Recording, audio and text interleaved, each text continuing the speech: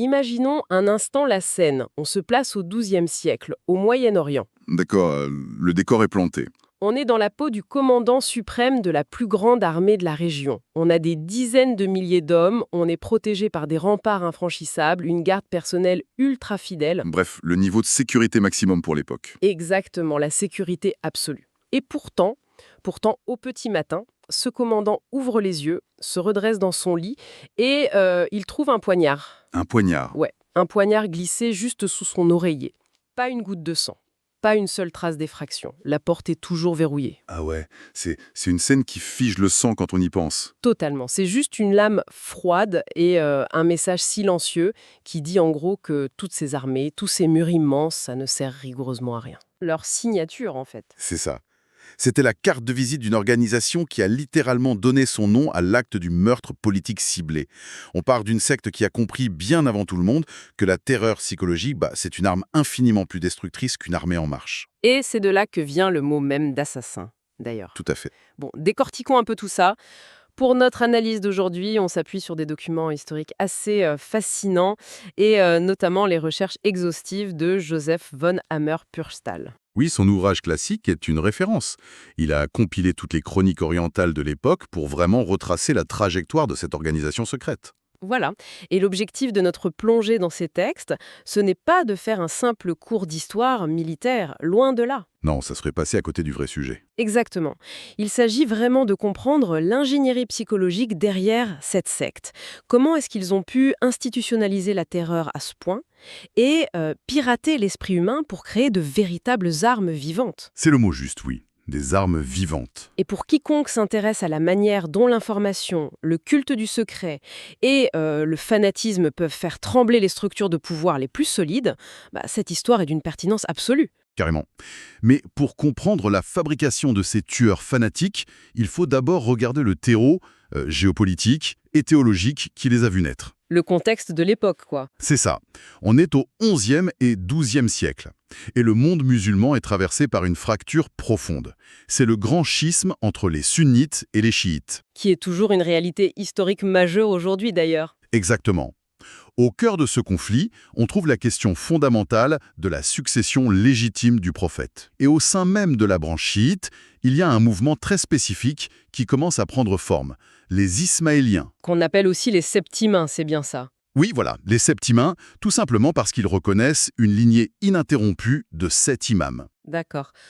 Arrêtons-nous juste une seconde sur ce contexte pour ne pas se noyer dans la terminologie, parce que ça peut vite devenir complexe. Bien sûr. Pour un habitant de la région à cette époque, cette division, ce n'était pas qu'un simple débat de théologiens dans une bibliothèque. Ah non, pas du tout. C'était une question de pouvoir brut, de légitimité politique absolue. Il y a des empires entiers qui se montaient et qui s'effondraient sur ces revendications. Et c'est tout l'enjeu, tu vois.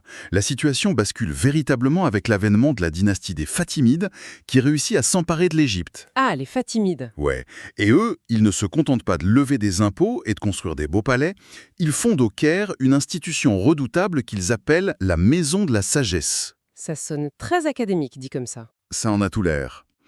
Soudé d'or d'académies religieuses et scientifiques, il y a un homme du nom d'Abdallah Maïmoun qui élabore une architecture mentale stupéfiante. En fait, il met en place un système d'initiation qui est compartimenté en 9 degrés distincts.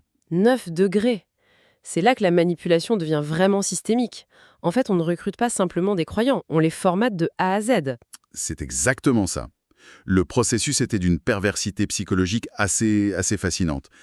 Les premiers degrés, leur fonction principale, c'était de déstabiliser totalement la recrue. Comment ça, déstabiliser ? Eh bien, on noyait l'adepte sous un mysticisme d'une complexité vertigineuse. Le maître posait des questions insolubles sur l'interprétation du Coran, il pointait des contradictions apparentes, il semait le doute. Pour le perdre un peu, quoi. Pour le perdre complètement, jusqu'à ce que l'étudiant réalise que sa compréhension littérale du texte, elle ne tenait plus la route. On détruisait méthodiquement son cadre de référence morale et intellectuelle. C'est une technique de secte tout à fait classique en fait, mais là c'est poussé à une échelle industrielle. On prive l'individu de tous ses repères pour qu'il n'ait plus d'autre choix que de s'agripper à la seule bouée de sauvetage disponible. Et cette bouée, c'est la parole de son maître. Voilà. Mais le conditionnement allait beaucoup plus loin que ça. Plus l'adepte gravissait les échelons, on va dire, du 4e au 8e degré, plus on lui retirait les piliers même de sa foi. Attends, on leur retirait leur foi? Oui, on leur enseignait progressivement que les lois religieuses, les prophètes, les rituels, tout ça, ce n'était que des allégories destinées au peuple ignorant. Ah ouais. Jusqu'à l'initiation finale, le fameux 9e degré, qui était réservé à une infime élite dirigeante. Et là, c'était une révélation de nihilisme absolu. Le dogme ultime, il se résumait à une folle phrase. Ne rien croire et tout oser. Ne rien croire et tout oser? C'est glaçant. C'est l'athéisme le plus complet, assorti d'une libération totale de toute contrainte morale. Mais il y a une contradiction flagrante ici. Enfin, je veux dire, dans la plupart des structures secrètes ou des sociétés initiatiques, gravir les échelons, ça signifie s'approcher d'une forme de lumière, tu vois, Mhm. d'une vérité divine supérieure. Tout à fait, c'est le modèle habituel. Mais là, c'est l'inverse. C'est un entonnoir qui mène vers le vide total. Mais du coup, j'ai une question. Je t'écoute. Si l'élite au sommet de cette pyramide sait pertinemment que la religion n'est qu'une façade, que c'est juste un outil de contrôle, comment est-ce qu'elle parvient à convaincre la base de mourir pour cette même religion? Parce que le nihilisme, ça ne pousse personne à se sacrifier en soi. Et voilà, tu as mis le doigt sur le problème central. C'est la grande faille de la théorie élaborée au Caire. Et c'est un personnage historique majeur, le fameux Hassan Sabbah, qui va résoudre cette équation paradoxale. Le fondateur de l'ordre, donc. Exactement. Et il va le faire loin de l'Égypte, dans les montagnes escarpées de la Perse. En fait, Hassan Sabbah avait été initié à ces mystères au Caire. Il en a saisi tout le potentiel subversif, mais il a aussi compris un truc fondamental. Une philosophie cynique, ça ne fait pas gagner de guerre. Bah non, les gens ne vont pas mourir pour du vent. C'est ça. Pour renverser les empires, il lui fallait des fanatiques absolus. Donc en 1990, il jette son dévolu sur la forteresse d'Alamout, ce qu'on appelle le fameux nid d'aigle. Et ce qui est fou, c'est qu'il ne prend pas cette forteresse avec des catapultes ou un siège militaire de plusieurs mois. Ah non, pas du tout. La méthode est beaucoup plus insidieuse. Il l'infiltre. Exactement. Il envoie ses adeptes se faire engager comme gardes ou serviteurs à l'intérieur même de la forteresse. Et pendant des mois, il propage secrètement leur doctrine parmi la garnison locale. Comme un virus? Totalement. Et lorsque le gouverneur en place réalise qu'une grande partie de ses propres hommes obéit désormais à Hassan Sabbah, il est trop tard. La forteresse est prise sans qu'une seule goutte de sang ne soit versée. C'est brillant. Et à partir de ce repère imprenable, Hassan réorganise l'ordre et il crée la caste qui va littéralement faire trembler le monde, les Fédavis. Les dévoués. L'arme vivante dont la secte avait besoin. On les imagine souvent vêtus de tuniques blanches et portant des turbans ou des ceintures rouges. Oui, les chroniques insistent beaucoup sur ces couleurs. Le rouge symbolisant le sang, bien sûr, et le blanc l'innocence ou la pureté de leur foi. Mais alors, comment il a résolu le problème de la motivation pour ces jeunes hommes? Eh bien, la trouvaille machiavélique de Hassan Sabbah, ça a été de bloquer délibérément ces jeunes recrues au tout premier degré de l'initiation. Ah, il ne leur disait pas la vérité. Jamais, il leur interdisait l'accès aux vérités cyniques du 9e degré. Les Fédavis étaient maintenus sous une cloche de verre, et ils étaient soumis à une observance religieuse d'une sévérité implacable. Pas la moindre déviation de la loi islamique la plus stricte n'était tolérée. Même pas un petit écart? Rien. L'interdiction de l'alcool, de la musique, des divertissements, c'était absolu. Et c'est là que ça devient vraiment fascinant. C'est le sommet de l'hypocrisie calculée. Le mec qui dirige sait que rien n'est vrai, mais il force son armée personnelle à vivre comme des ascètes ultra fanatiques. Complètement. Et les sources montrent qu'il ne reculait devant rien pour maintenir cette illusion de piété inébranlable. Il est allé jusqu'à l'impensable au sein même de sa propre famille. Ah oui, l'histoire de ses fils. Les chroniques historiques rapportent qu'il a fait exécuter ses 2 propres fils. C'est un truc de fou. L'un était mis à mort sous prétexte qu'il avait commandité un meurtre sans l'autorisation formelle de l'ordre. Bon, un problème de discipline. Mais l'autre fils a été exécuté pour une raison encore plus glaçante. Qu'est-ce qu'il a fait? Ouais, il avait simplement bu du vin.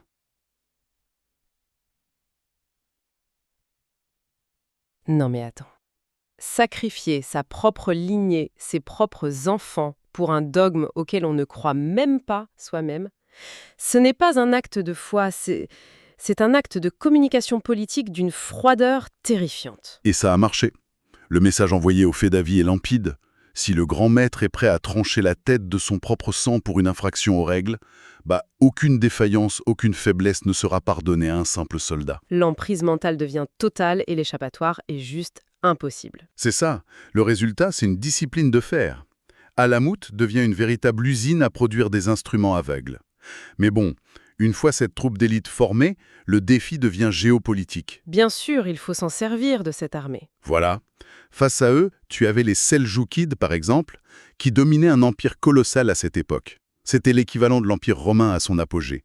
Une bureaucratie massive, des armées régulières de dizaines de milliers d'hommes, et face à eux, la secte de Hassan Saba n'est qu'un point minuscule sur la carte, isolé sur un éperon rocheux. Donc le combat frontal est impossible. Impensable. C'est ici que s'invente la guerre asymétrique, de manière vraiment systématique en fait. Les assassins ne peuvent pas aligner 100 000 soldats dans une plaine. Qu'à cela ne tienne, ils n'en enverront qu'un seul. Un seul homme, oui. Gomide et son fils Mohamed, la politique du poignard devient la stratégie officielle de l'État ismaélien. Et leurs cibles sont choisies avec une précision mathématique. La première grande victime de cette stratégie, c'est le puissant vizir de l'Empire seljoukide, Nizam ol-Mulk. Et l'ironie tragique de cette histoire, c'est que ce vizir, c'était un ancien camarade d'école de Hassan Saba dans leur jeunesse. Exactement, ils se connaissaient très bien. Et bientôt, la terreur s'étend. Même les califes intouchables de Bagdad, qui étaient les chefs spirituels et politiques du monde sunnite, comme Mostarched et Rachid, ils sont éliminés. Parce qu'il ne s'agit pas de charges héroïques ou de flèches tirées de loin. C'est ça qui fait peur. La méthode repose sur une patience qui défie l'entendement humain. C'est le mot. Fedavi recevait sa cible. Il voyageait sur des milliers de kilomètres. Et il s'infiltrait. Il pouvait prendre l'identité d'un moine chrétien, d'un marchand de tapis ou d'un ascète soufi. Et il passait des semaines, parfois des mois entiers, à gagner la confiance de la cour, à s'intégrer totalement dans le décor. En préparant l'émission, je me disais que c'est un peu le concept du programme malveillant en informatique. Comment ça? Du malware dormant, tu vois. Le code est introduit dans le système, il est parfaitement invisible, il ne fait rien d'anormal du tout. Ah oui, je vois l'analogie. Et jusqu'au jour où la commande d'exécution est lancée. Là, le poignard sort de la manche, la cible tombe, et l'assassin se laisse massacrer sur place avec le sourire du martyr. C'est une excellente comparaison. D'ailleurs, l'historien Hammer Purgstall trace un parallèle instructif avec un autre ordre puissant de la même époque, les Templiers. Ah, intéressant. Les similitudes structurelles sont vraiment frappantes. Les Templiers constituaient également un réseau transnational fondé sur des forteresses inexpugnables. Ils possédaient une hiérarchie très rigide avec des grades d'initiation stricts. Même les couleurs se répondent, non? Oui, c'est en miroir, manteau blanc à croix rouge pour les Templiers et tunique blanche à ceinture rouge pour les assassins.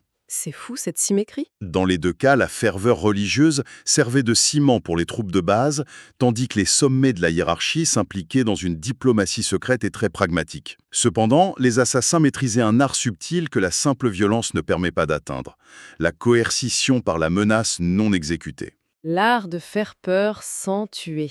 Exactement. Et ça, l'anecdote concernant l'imam Fakhr Rassi l'illustre de manière éclatante.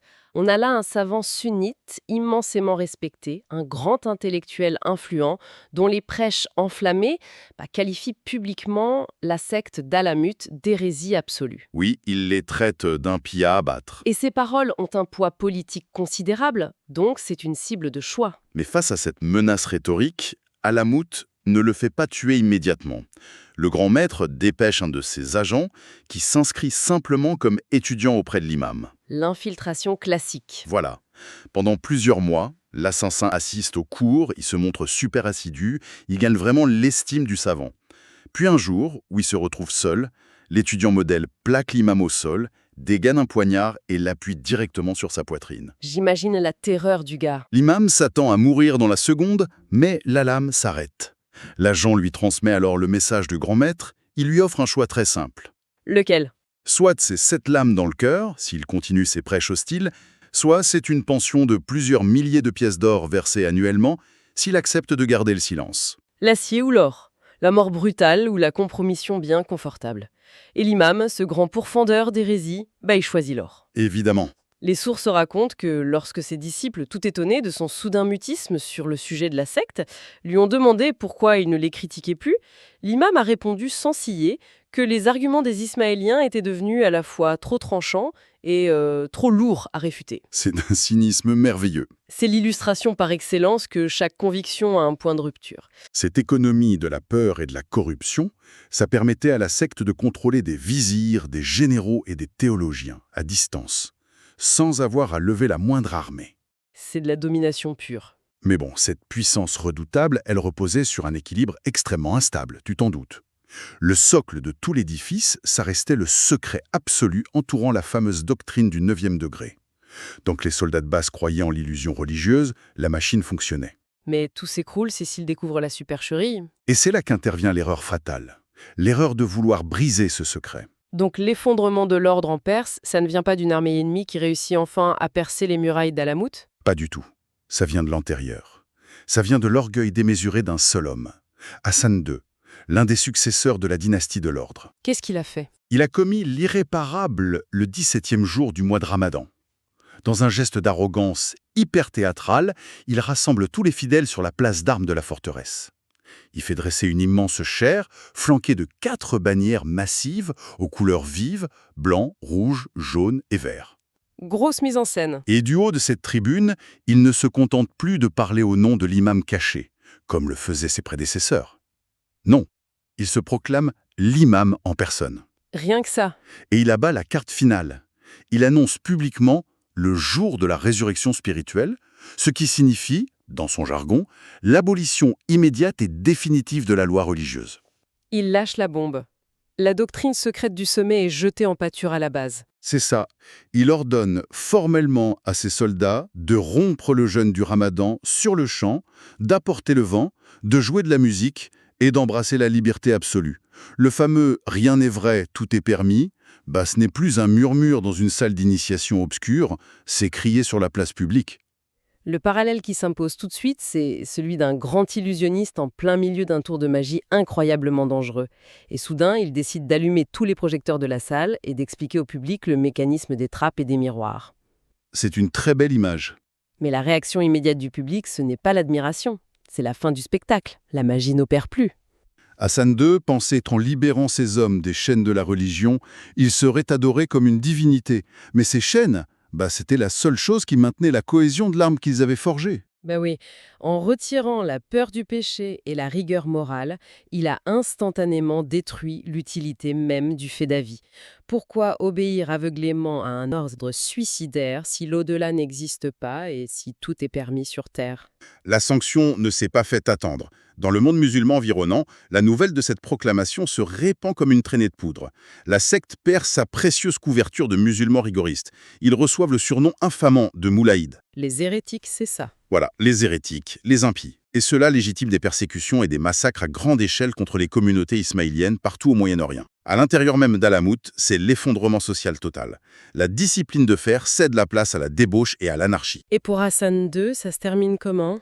La conclusion de ce geste d'orgueil est d'une ironie implacable. Il est assassiné. Par un ennemi? Même pas. Pas par un agent seldjoukide ou un croisé. Non, par son propre beau-frère. L'absence de règles a fini par dévorer celui qui l'avait proclamé. C'est fou. Bon, son fils, Mohamed II, tentera laborieusement de maintenir cette doctrine libertaire après lui, en se drapant dans des justifications philosophiques, mais le ressort était définitivement cassé en Perse. Oui, la magie n'y était plus. Pourtant, pendant que la branche originale d'Alamout s'embourbe dans la décadence, l'histoire prend un dernier virage fascinant. La branche syrienne de l'ordre, elle, entre dans son âge d'or. Exactement. En Syrie, l'ordre perd depuis la forteresse de Massia. Et à sa tête se trouve un stratège hors pair, le grand prieur Rachid-Eddin Sina. Le fameux vieux de la montagne. C'est ça, celui que les chroniques occidentales et les croisés populariseront sous ce nom.